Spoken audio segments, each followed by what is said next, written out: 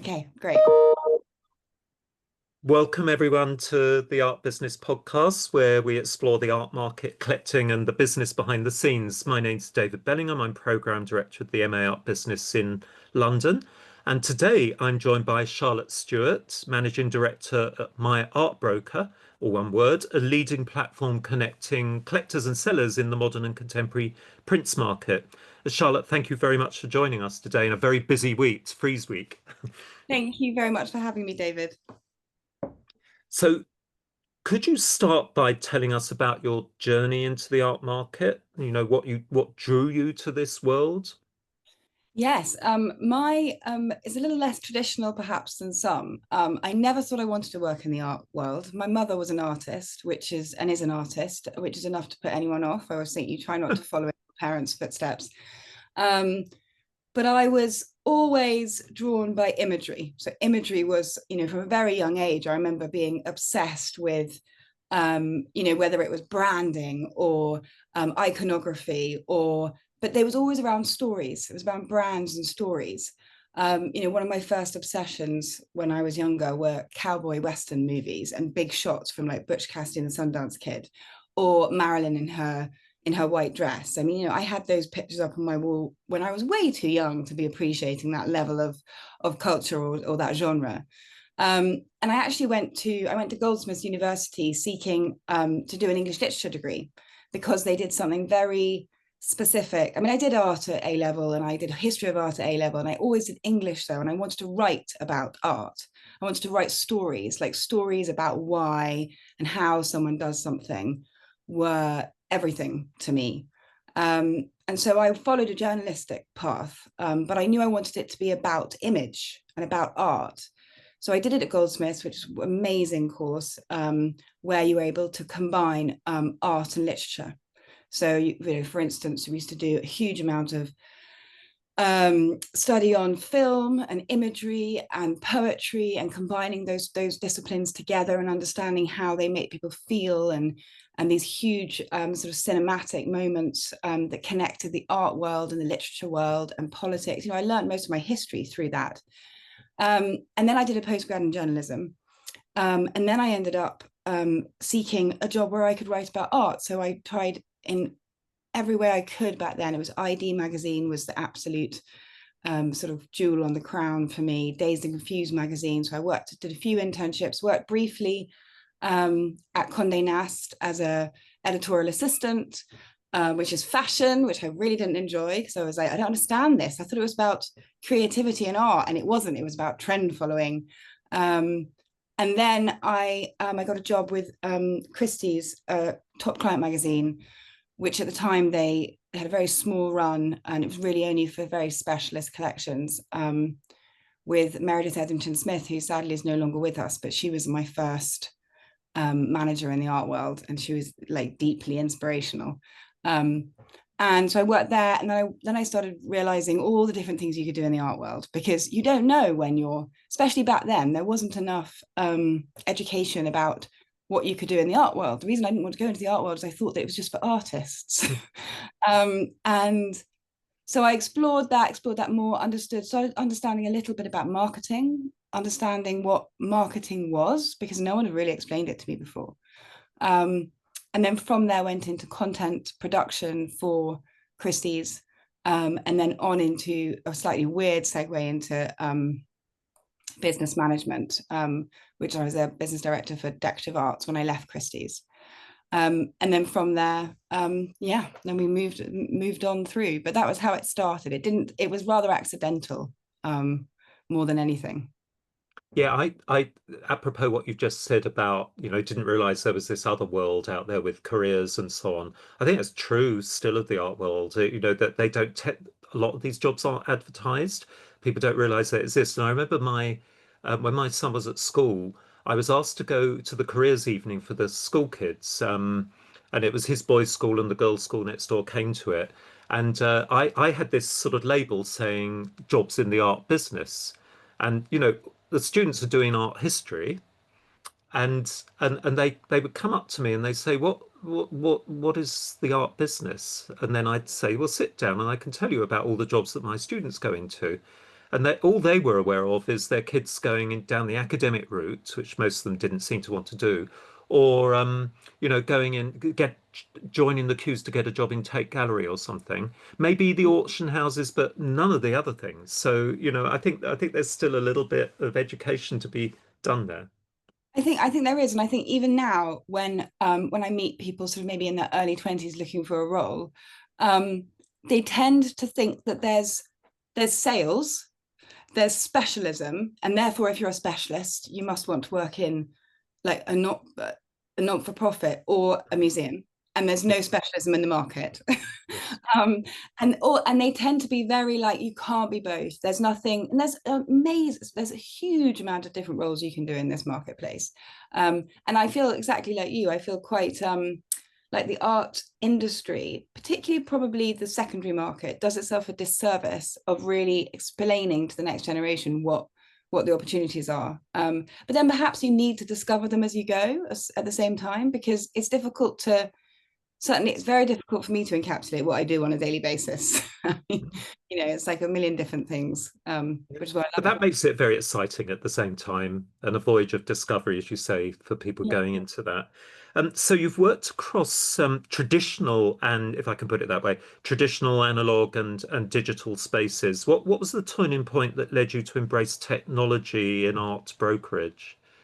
So when I left Christie's mainly because I had a wonderful time at Christie's. I was there for over 10 years. And it was a very traditional and is a very traditional place. But I tell you, when I started at Christie's, felt like we were on a new frontier. I mean, we were cutting catalog budgets and putting everything online. We were trying to launch online sales in at an upper level. I mean, the sort of the discussions that we used to have at Christie's, and we're only talking like 15 years ago, you would find extraordinary now. The specialists up in arms because half their sale was going to be sold online, within a 2-week window instead of live. And so there was a lot that it felt quite, at the time, it felt quite pioneering. I think the big catalyst for me was, obviously I'd only worked in one big institution. That had really been my entire career. So you do become a bit of a one-trick pony in that respect. You know how it operates there, and you see some incredible things, and you work with some of the most incredible people. But it does become a little bit like sort of 5-year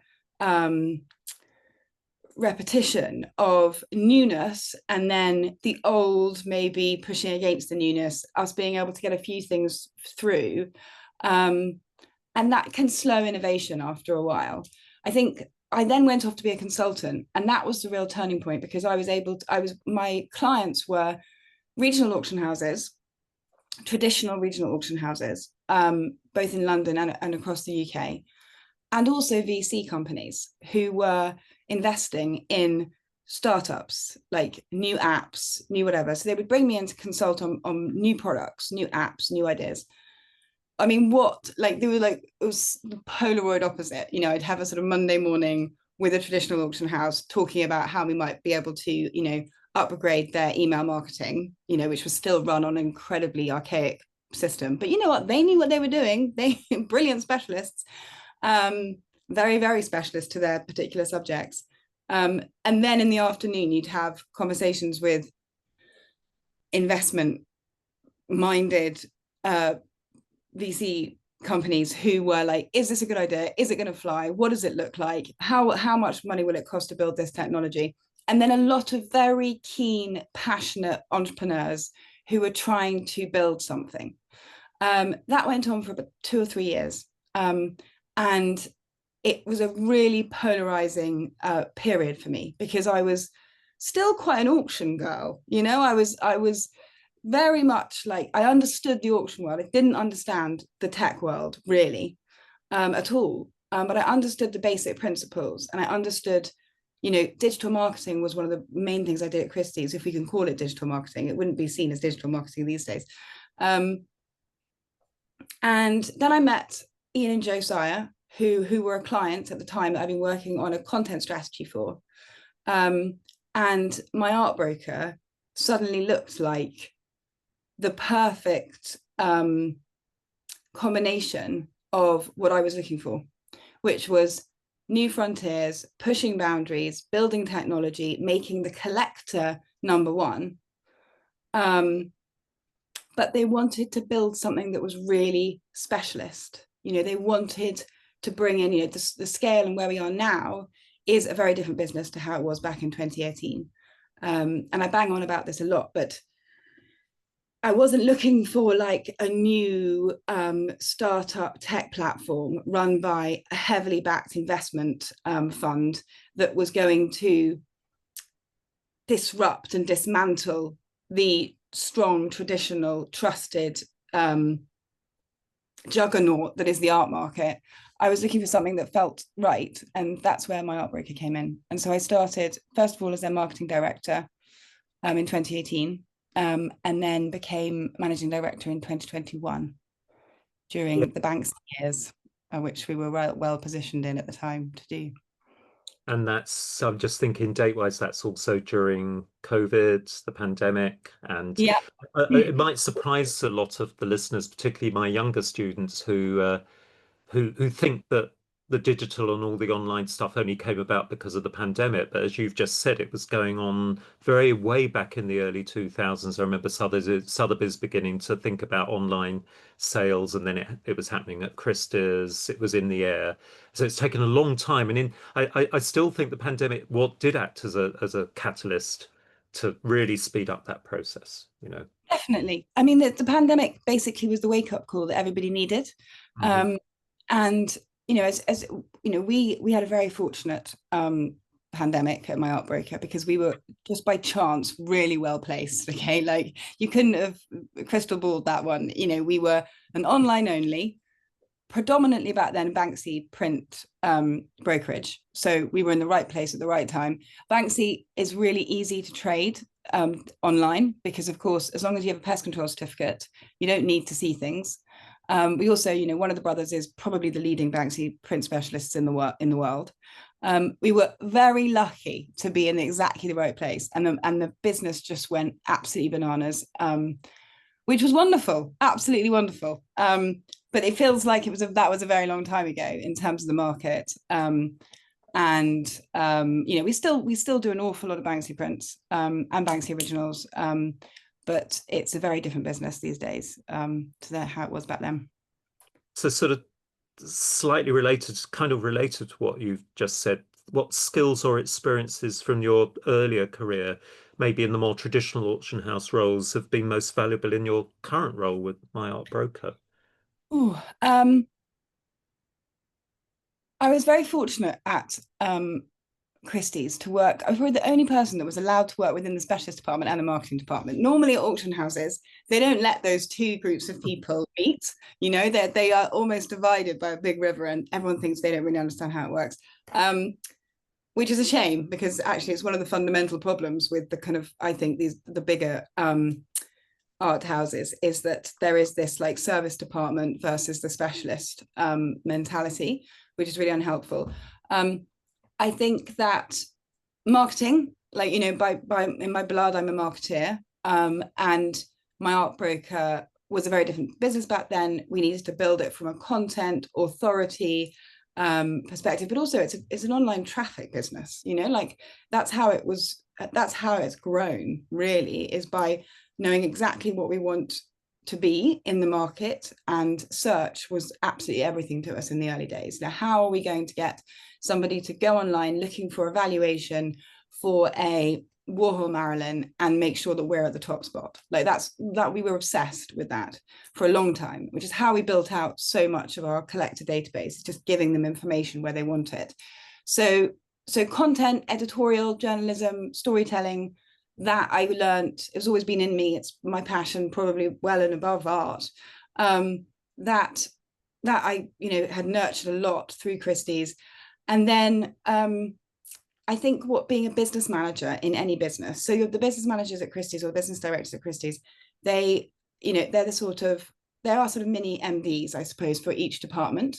They really look at like strategy, they manage the P&L, they understand the fundamentals of making their department profitable, which actually I found really difficult working with VCs, because that's not like, they don't mind a curve. They want to understand, whereas I am very much, sometimes to my colleagues' annoyance, focused on profit. I have to be, because I built, it's a tech business without investment. So, everything we make, we invest back into the business.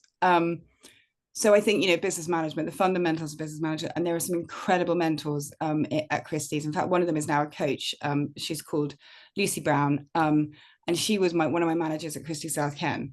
And the things she taught me in the first 3 days, I think she thought, God, who have I got here? I've got some kind of content manager from, creative, from marketing, and now I've got to teach her business, But those formative years of running a P&L, running a business, were really, really important. And all those skills are hugely transferable. And then I think the last thing would be allow specialists to be specialists and not business people.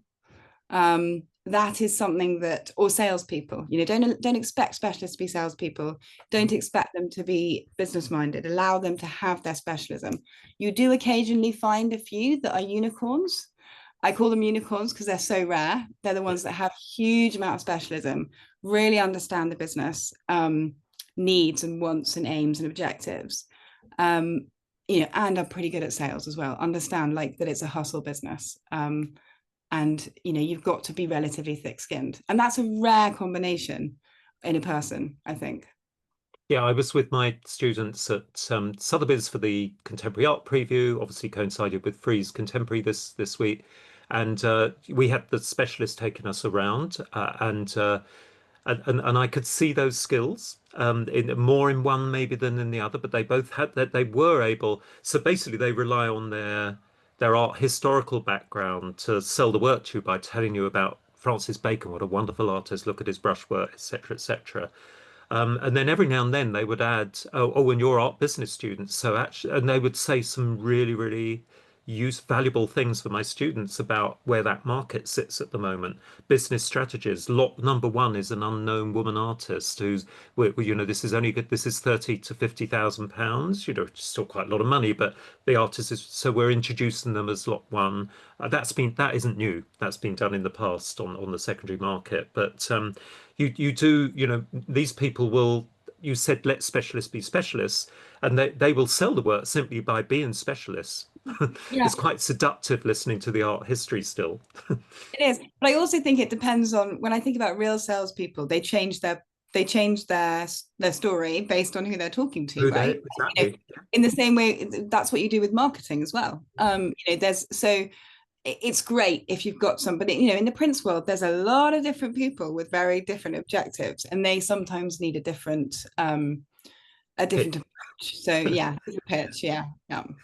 So for listeners who don't know, we've been talking about this for several minutes now. What exactly does MyArtBroker do, and how does it differ from a gallery or auction house? What does MyArtBroker do? Really, really good question, because it's one of those where I think if you know MyArtBroker, you know exactly what we do. But a lot of actually what we do in terms of marketing is try and educate about what we do, and it's quite difficult, because if you have to start with a piece of education, you're already on a back foot, aren't you? So we're essentially we are a private sales platform. So we work a little bit like a private sales department at auction. So we take works in and we consign them, and then we find buyers for them within the network. But there's a few different arms to this as well. So we also do a huge amount of referrals. So we only operate in the prints and editions market. We do occasional sales originals in Banksy and Warhol, but really we are focused on the prints and editions market for a few very key reasons. Our business wouldn't necessarily work across the other categories in the art market. So mainly it's brokering. But the other arms are a mass referral business below £15,000. We don't do private sales under £15,000. It's just it doesn't work as a business model. But we have a lot of collectors who collect quite deeply at that level, and they're looking for valuations. They're looking for basically sort of buying and selling signals within the market. And because of our products that we've built and the tools that we've created, This is almost like a community and a network of these collectors. So when they do come to us to sell, we'll recommend where they should best sell. And so therefore there's a referral arm of the business into auction houses as well. And we also do a lot of trade business as well at the top end of the triangle, where we work with dealers who are looking specifically for something for their clients. And so how do you build trust with clients in a more online environment, or am I wrong in assuming it is all online? So it's not, so the platform is online, but Yeah. actually everything when you come to buy and sell is one-to-one with a specialist. Mm. So, and we're not peer-to-peer. So we don't do, for instance, like it's not the ArtNet model where something is drop shipped from one client's house to another client's house. Everything comes into either us in London or to a conservator. So we have partners all over the US, all over Europe. They're all third-party restorers or conservators. All the works come in, they get fully authenticated, and the condition reports are done, and then only then do they become consigned by us and taken to market. So it's not actually as digital in the actual final stages of sale. It's not a click to buy. You can't do any of that. It's purely a sort of tech digital layer that sits on top of the business in almost all areas. It's a really, really interesting business model, I would say. So I've been on your platform and it will do things for me that are very valuable, like that give a potential value for something. And it's the way in, I suppose, that if I were then a serious person with more capital, I would then, contact you and make an appointment to come in if I was Yeah. really buying. Yeah. Yeah. So, I mean, everything we do is really our objective is based around creating an entire network where we know where all the prints and editions are, quite frankly. I mean, our collectors are fully aware of our agenda here, like, because there's no subscription price, that we've basically built an algorithm, a valuation algorithm. And the reason why it's different and why it's more useful to the prints market is because it looks at, instead of looking at like 3 or 4 auction houses and going, okay, we're going to use that data and then we're going to define it. You can't really do that in the prints market. Not enough goes through the big 4 auction houses. So we actually look at 400 auction houses globally. And then we have a manual process to go, is that the right? Because, things are catalogued in all sorts of ways. Manual process to go through, and then we match artworks, we match values, we match estimates, we match hammers, we match underbids, and so we know exactly what's going on in the market all the time. And then it actually looks at lots of different factors to how that valuation is made. We then, if you come to sell, you'll speak to a specialist, and all our specialists, and I talk about this a lot, that balance between technology, and that's the technology working. That's free. That's why you come to us, okay? Because you want to know, actually, can I see every single time this particular Banksy's gone through the auctions in the last sort of 12 years? Yes, you can go and look at that. And then we're going to give you a range of value. Now that range of value is affected by all the really bad condition versions of that print. It's affected by the auction houses that maybe sold it like 3 increments below, because they're not particularly well-known auction houses. They didn't have as many bidders. But the idea is that it's a really umbrella look at that. Then you move on to the specialist team. So our specialists all come from the big 4 auction houses. They're all were in the Prints and Multiples teams there. And now they work to give them what we could. So we talk about it as macro and micro. So that's a macro valuation at tech level. And then it's a micro valuation when you come to want to sell. And again, there's no fee until you actually are looking to sell. And then even then, we offer sellers 0%. And we take a leading small margin off the buyer, because we're very competitive with auction houses. And we don't have to charge as much as auction houses, because we don't have bricks and mortar and tour, to have to tour works around the world. And it's not, a lot of clients say to us, like, I don't understand, like, how does that work? And I'm like, well, it's not really magic. It's a very online business. I don't have I have tech overheads, which I'm not going to lie. They are substantial, but I don't have, it's very difficult to run an auction house. It's very, very difficult to make an auction house profitable. I'm always amazed at how well auction houses are doing. Although the profits aren't usually that great in Well, either the duopoly, for example. exactly. And I mean, the thing that, you were talking before about, what I learned from Christie's. I was around for the very sad, well, I was actually on maternity leave at the time, but when South Ken shut down. So Christie's South Ken. Now, Christie's South Ken was, in terms of the London community of Christie's, a very, very special and unique. And it was because it had lots of small departments that were very, very specialized. And those collectors were fanatical. And I love fanatical collectors. Another big thing that I prefer more than art is fanatical collectors. People who are absolutely obsessed with one thing. There is nothing more rewarding than talking to a collector who is just alive with interest in a particular subject. That doesn't really exist anymore. That has moved online. That entire very collectible, that lower end collectible world has moved online. And my point is that we've talked about profit and what you learn. Most of the South Ken, other than those very specialist sales, and I was lucky enough to work on things like the largest Steiff teddy bear collection and the Out of the Ordinary sale, which was where we would sell everything from like a 1950s cyborg robot to a Swarovski encrusted dog skeleton to just the film props and James Bond's underpants and just like the most wonderful thing. And then the people and the characters that come in looking for that kind of stuff make that sale. They absolutely make it. But other than those sales, you spend an awful lot of time consigning collections that are 90. So basically, a collector comes in, they consign something for the top end of the market in an evening sale. But of course, you have to find a place for everything else, don't you? You can't say, well, we're not interested in everything else. And that's where, a company like South Ken starts to struggle because everything's brought in on a deal that cannot be supported by that end of the market. So one of my big learnings when I started working on my art broker was, and it was a kind of a deal we made between the three of us, the two brothers and myself, we do prints. That's what we do. And we do it really, really well. We don't get distracted by, yes, we occasionally make originals happen. And yes, we work with the trade to facilitate relationships, but we do this one thing and we do it really, really well. And I think that's where, that almost works, by the way, I think in every business anywhere. Like as soon as you see something going wrong in a business or you see profit drifting, it's because you're going outside of your wheelhouse and you're getting, we call them shiny things. Is that a shiny thing? And sometimes it's not a shiny thing. Sometimes it looks like a shiny thing, but it's actually something you should do. It's really quite hard to know what's a shiny thing and what's actually something that could be a piece of scale for the business. Yeah, I often say if it ain't broke, don't fix it.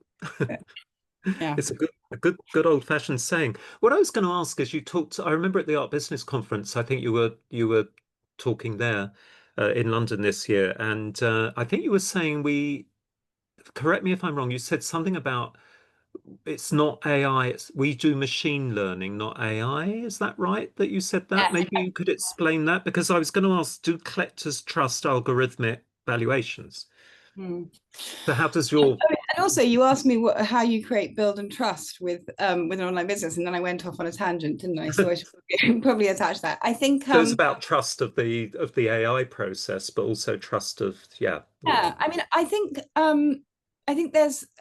building trust outside of being a really massive household name is a huge challenge, and that's another thing that one has to really learn when they come outside of, if you got the Christie's name, it's Christie's. Like, it's amazing what you can do with the Christie's name. It's amazing what they do,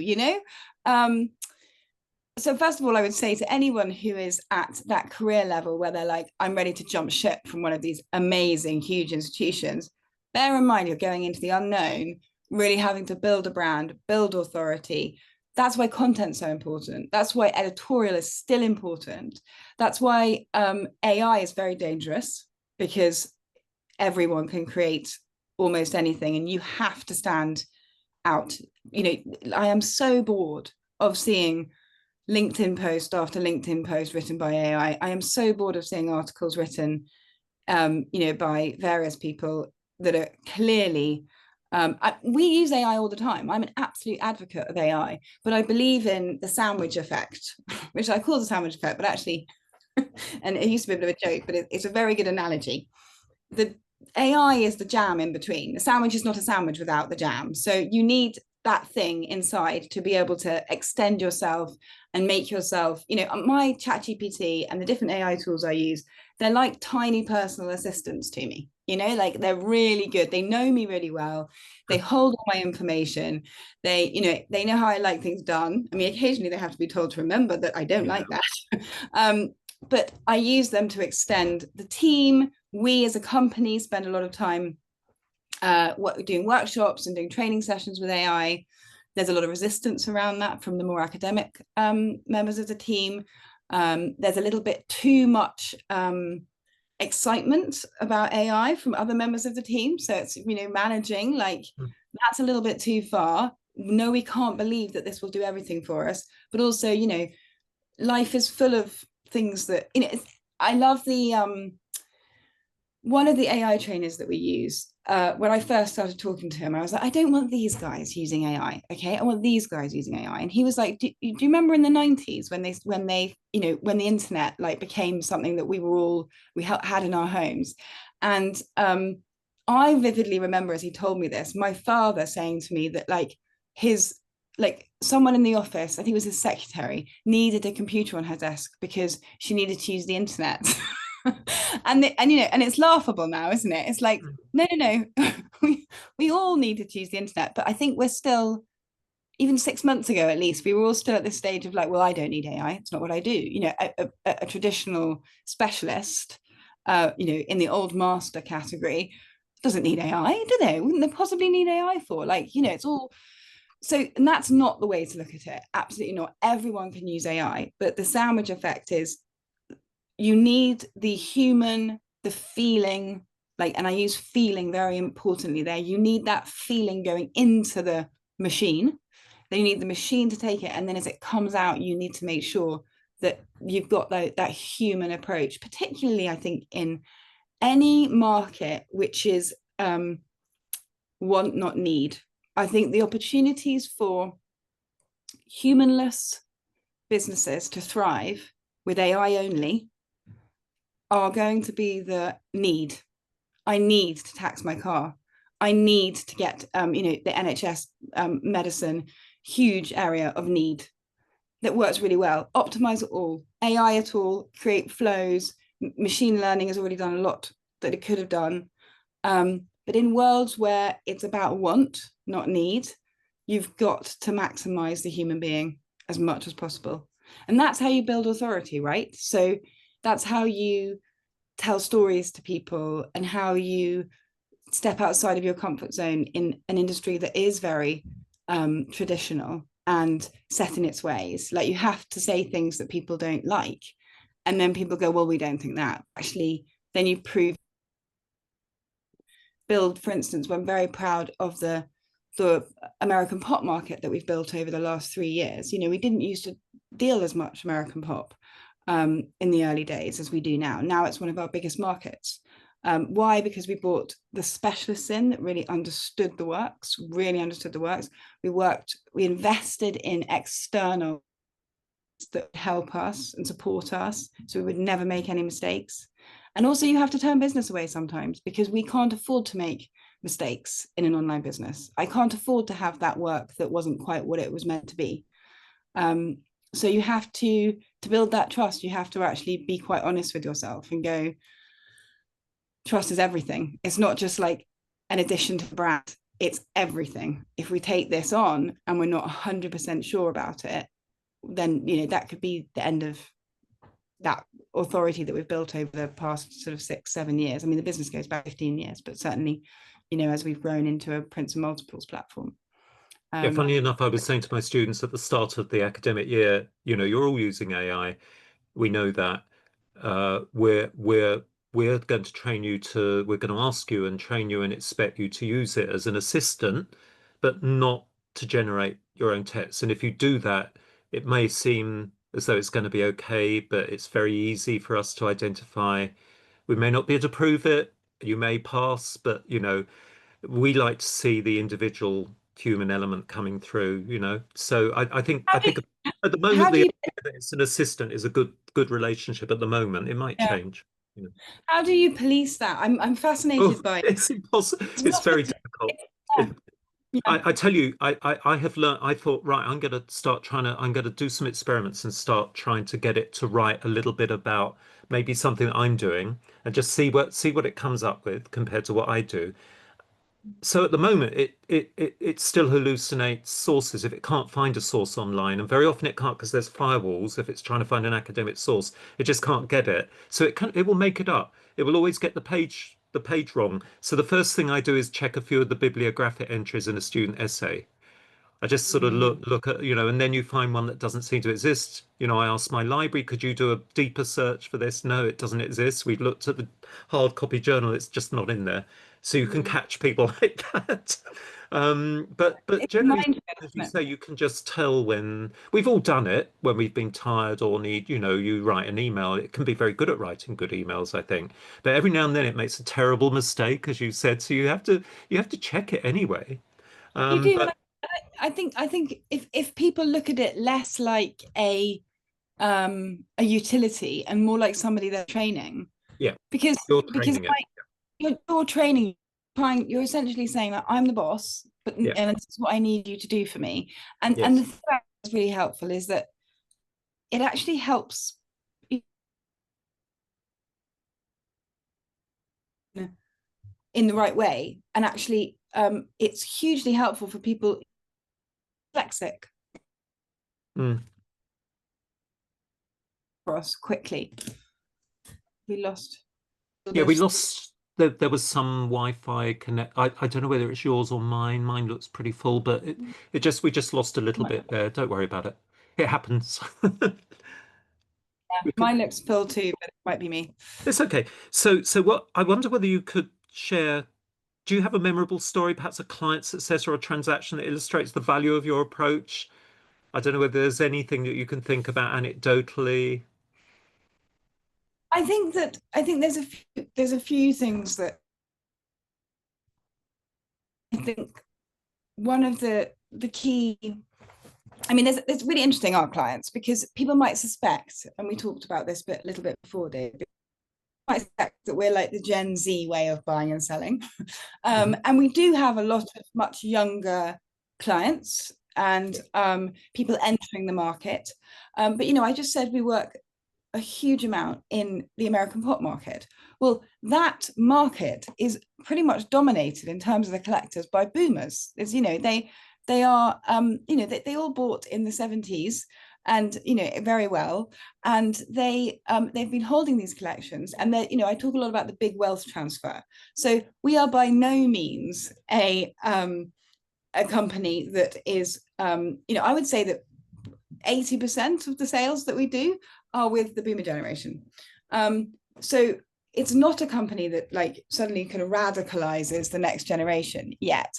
I was saying something. I was talking to Sarah Briggs, who is marketing at Philips, and I was talking about we've just got to move this world on, and we were saying how like in reality I think it's something like I think I talked about this at ABC, but over 50% of the £1 million plus market are collectors. Generation will be dead in 20 years' time. Mhm. Um, and yet the market still revolves around them. And Sarah said to me, yeah, but 20 years is a long time, Charlotte. And they want the market like it is. And I thought it was such a crucial point, really crucial point. And we talk a lot, and we've got the art tech conference coming up tomorrow. Is it tomorrow or Friday? Talking about art market 2050. Okay, 2050. That's like 25 years from now. So it was really interesting because those boomers will be dead. Big wealth transfer will have happened, and we'll be selling into millennials and Gen Zs. Are you still there, David? Or have I? Yeah, I am. I've turned my video off because I wonder if the bandwidth it's because if we maybe both of us should turn the video off just for the end. Should we try that? Or should we try? Yep. There we go. Yeah. Apologies to people viewing My- YouTube, but otherwise this is going to get interrupted. So I think it's fine. Yeah. So you're talking about, we were talking about Gen Z as the new talking about generation of earlier, buyers. people talk a lot about how resistant this market is to, and I'm one of those people. I talk about how resistant the market is to technology. I bang on about it all the time. I talk about how antiquated we are and how isn't it mad that we still sell art like we sold cattle in the Middle Ages. It's like but actually, have we ever considered that actually the controlling element of the actually didn't, let alone did they didn't grow up with a telephone or a computer in their house. There's what some dealers call the buddy system, human tell you about it. I don't want to go online, like interact with a digital space to tell them what I own and what's in my collection. And I think we have to be quite aware of that. We have to be aware that we're not going to launch this concept of being able to launch a product or an app that will suddenly just make sense to this market and these collectors. I think is the wrong way to approach it. I think it's about ease. So I think people want things to be convenient. People want to be able to do something instant. And they all for instance, really. Apologies, there was a little bit of an interruption there while we were sorting out our tech. It doesn't happen so often these days. When we're talking about technology, that everyone's technology wrong. Exactly. How do we build trust? Yeah. So anyway, Charlotte, just kind of finishing up now with a couple more final questions. Looking ahead, where do you see the art brokerage industry in 5 years' time? I think that I think 5 years is a really interesting question to ask, like that particular period of time, because we are currently on a bit of a precipice, aren't we, of just 5 years ago, we had COVID. And as I said earlier, everyone suddenly had to go, oh, we need to be online, we need to be digital, we need to be everywhere, we need to be in everyone's pockets on their phones. Otherwise, we have no chance of survival. Now we're in we're all sort of comfortable with the concept that AI is going to make technology and building. What people who don't work in tech businesses don't realize how phenomenal AI can be for development. Remember that developers, they work like machines anyway. They are like code as a machine. So and obviously that still needs a huge amount of human. It's still the sandwich effect that I talked about. They need to be trained and directed. But the amount you can build now within a blink of an eye compared to what you could do 5 years ago is off the scale.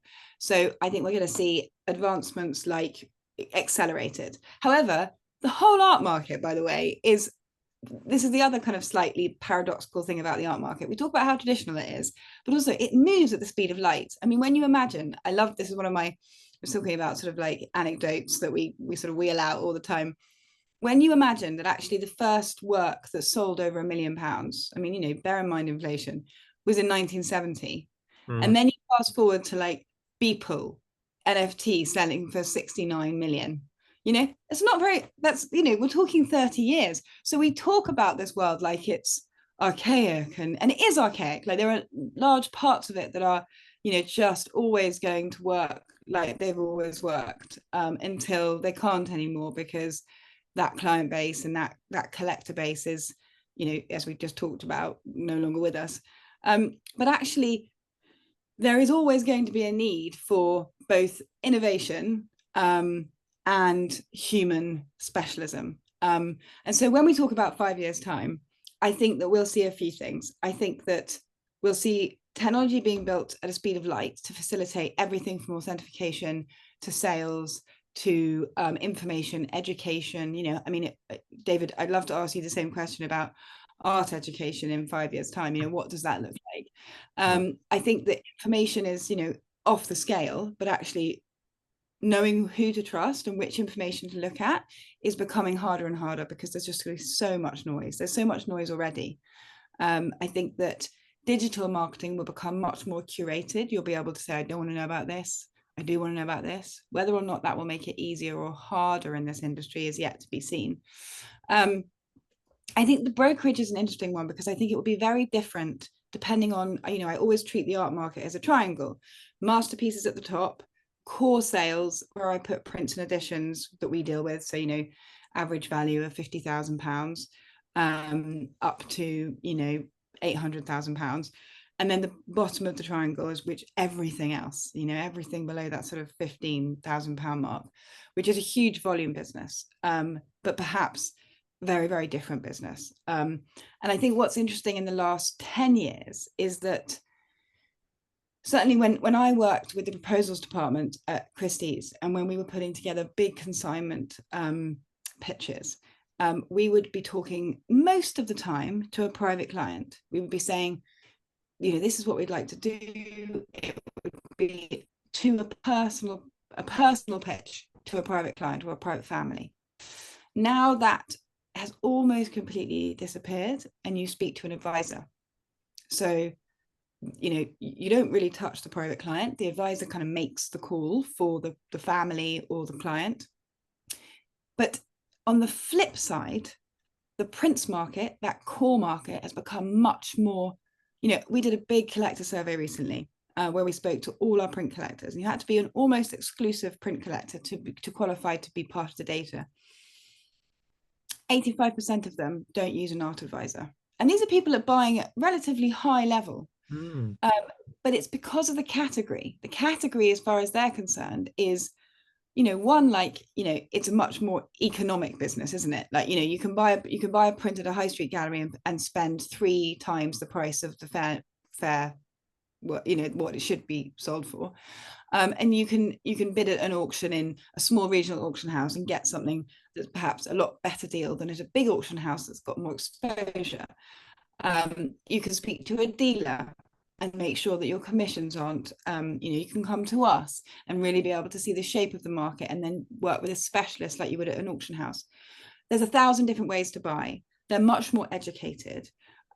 Data is much more at their fingertips. So I think it really depends. I think you'll find the top end of the market is almost, in 5 years, is almost exclusively run by advisors.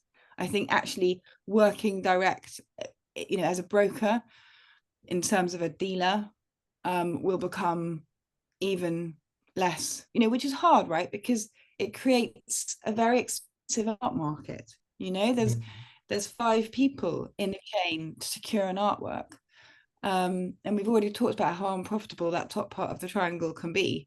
And that's going to make it quite difficult. Whereas I think mass, people talk about democratizing the art market, which I think is actually a bit of a joke. Like, you can't democratize, it's the art market. And the art market we're talking about is still a relatively elite industry. You've got to, in order to get really involved, you've got to have a substantial amount of money to really operate in the blue chip art market. So any sort of democratizing it is probably the wrong term, I think. But I think there will be the opportunity for people to use tools to benchmark, to compare. And I would hope that a lot of that opaque behind the screens, well, I know this guy who knows this, has almost been called out. Like younger collectors particularly just won't have the patience for it. So I think the CEO of Philips at the ABC conference was saying that. He was saying that they don't like, the Gen Z don't like gatekeepers anymore, and they create their own markets in their social clubs, which are all taking place on social media. I've just bought this print. Oh, where did you get it? And they're kind of, that's the way that's operating, which I find fascinating compared to as you say, the higher ends of the art market. I think that's really interesting. But I also think, which is quite controversial, that Gen Z nepotism has never been it's off the scale. So in terms of the emerging artist market, I don't know whether there's going to be as many free thinking collectors as perhaps there were, but that's me talking as kind of aging millennial. But I think the social media itself is a very tricksy marketing platform, Instagram particularly. there are facades you can create. So, which is why we tend to lean on data, because we're very aware that that's ultimately a closer piece of truth than perhaps. Yeah, it's the same.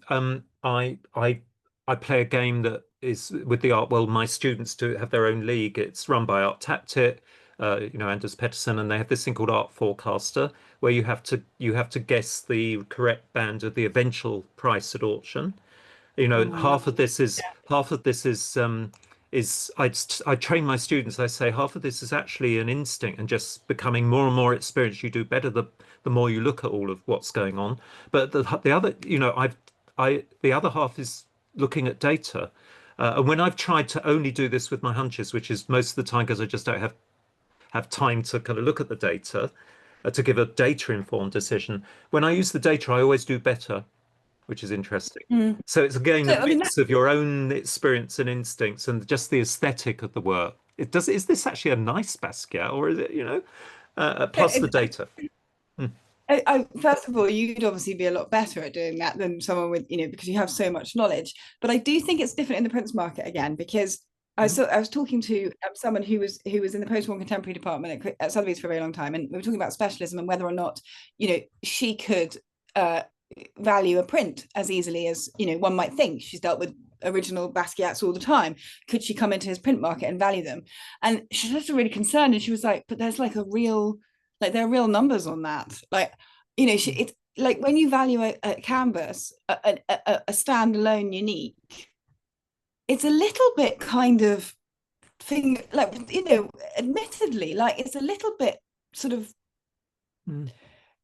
something quite personal about it. It's not something that goes, oh, of course you can look at the artists, the works that have come to auction, you can look at demand, you can look at the curve of that market. But with the prints market, you can actually be wrong. You can be wrong. There is a key set of data which can make you, it's a very different discipline, very different. Now, that's really interesting. Look, Charlotte, I'm aware of the time now. We're both getting our work. It's freeze week, and we've got probably other appointments. So I'd just like to thank you on behalf of all the listeners to what I think has been a fascinating conversation. And before we close, where can listeners find you and learn more about MyArtBroker? Obviously, I can put the link on the. Maybe that's enough. Google MyArtBroker and you'll find us. We also have, we are on Instagram quite heavily, and we also have a magazine called Edition Magazine, which is part of the website. So do come and find us. Thank you very much indeed. Thank you, David. It's been a pleasure.